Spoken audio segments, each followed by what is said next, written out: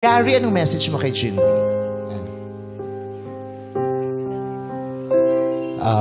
Hi Art, sorry kung mas pinili kong iwan ka. Ang hirap din kasi ng sitwasyon natin noon, kaya mas pinili ko na yon. Sorry kung mas pinili kong iwan ka at mas piliin kong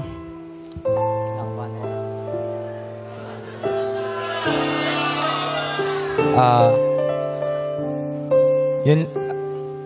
Basta, sorry sa lahat. Yun. At sorry sa family mo na disappoint ko, especially kila tito and tita. Sorry.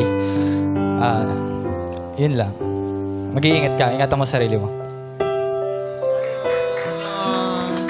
Ikaw, Jinly, meron ka bang mensahe para kay Gary?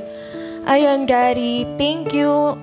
Kasi ramdam ko yung suporta mo noon hanggang ngayon na kahit wala na tayo, andyan ka pa din sa tabi ko para suportahan ako sa lahat ng gusto ko at pangarap ko sa buhay. Ako naman, wala akong ibang hihilingin kundi maging successful ka din someday. Thank you. Salamat, Jinly. At Gary, meron ka bang mensahe kay Felix? Yun.